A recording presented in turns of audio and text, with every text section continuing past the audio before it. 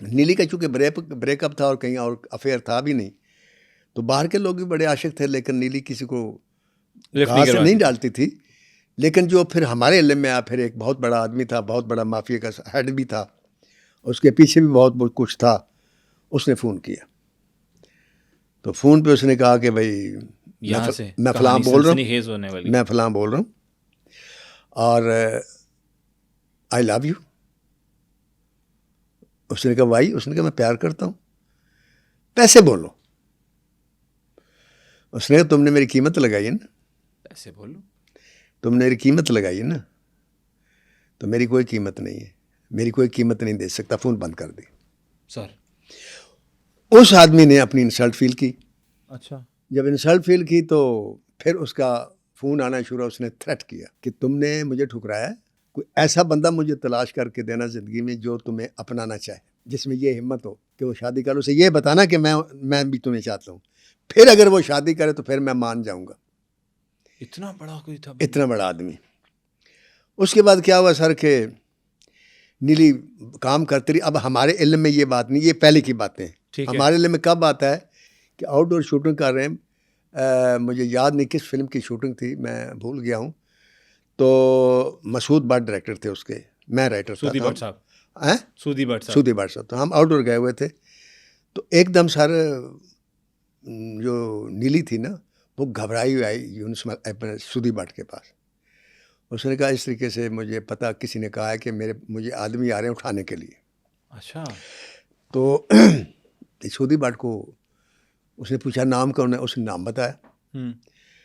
تو سودھی بٹ بھی گھبرا گیا، کیونکہ واقعی پیچھے بہت بڑی پاور تھی، تو سودھی بٹ کیا کر سکتا تھا. ٹھیک ہے. تو اس نے کہا تم واپس چلی جاؤ. نیلی بیگم واپس چلی گئی. جب واپس گئیں تو پھر وہ اس گھر میں نہیں ملیں جس گھر میں ہم جاتے تھے. اس کے بعد وہ ایک گمنام سی کوئی جگہ سے فون آتا تھا کہ شوٹنگ کب ہے، اور ساتھ یہ میسج آتا تھا کہ جتنی جلدی شوٹنگ کا آپ ختم کر سکتے کر لیں، میں انڈسٹری چھوڑ رہی ہوں. تو اس کا کام جو بھی تھا کسی کا وہ ختم ہو گیا. اس وقت ہمیں پتہ چلا کہ اس کے پیچھے آدمی کون ہے. وہ کون تھا سر؟ سر نہ پوچھو تو بہتر ہے. پھر فلمی سین آتا ہے. یہ بات پھیل گئی کہ اس کے ہوتے کون ہے جو آگے بڑھے گا، جو اس سے شادی کرے گا. پھر سر ایک سر پھر آیا، اس نے نیلی سے کہا میں تمہیں شادی کرنا چاہتا ہوں. تو اس نے کہا کہ بھئی جانتے ہو مجھے کہ میری پوزیشن؟ کہتا میں جانتا ہوں کہ کسی نے آپ کو یہ دھمکی دے رکھی کہ ہاں. کہتا مجھے جانتے، کوئی بات نہیں، میں شادی، تم ہاں کرو میں شادی کروں گا. کہتی شادی کرو گے تو مار دیا جاؤ گے. کہتا مر جاؤں گا، کوئی بات نہیں، تیرے لیے مروں گا نا، مر جاؤں گا. وہ یہ ہیرو کون تھا؟ بتاتا ہوں. جو اس کا شوہر تھا، پھر اس نے شادی کر لی. پھر شادی کرنے کے بعد اس شوہر کے صدقے جاؤں، وہ تقریباً 3-4 سال پاکستان میں رہا، صرف یہ دیکھنے کے لیے کہ کون آتا ہے مارنے کے لیے مجھے یا نیلی کو. لیکن ان 3-4 سالوں میں پاکستان فلم انڈسٹری کے کسی آدمی کے ساتھ اس کا رابطہ نہیں تھا. بالکل منقطع کر دیا. بالکل منقطع ہو گیا. اب جو کوئی کہتا ہے نا میرا رابطہ تھا، وہ جھوٹ بولتا ہے. صرف ایک آدمی کے ساتھ اس کا رابطہ تھا، اس کا نام تھا عزیز میمن، جو کالے چور کا پروڈیوسر تھا. ٹھیک ہے، کالے چور میں بھی تھی. تو ہائی میں کھا لی ہری مرچ، ان کا بڑا مشہور گانا تھا.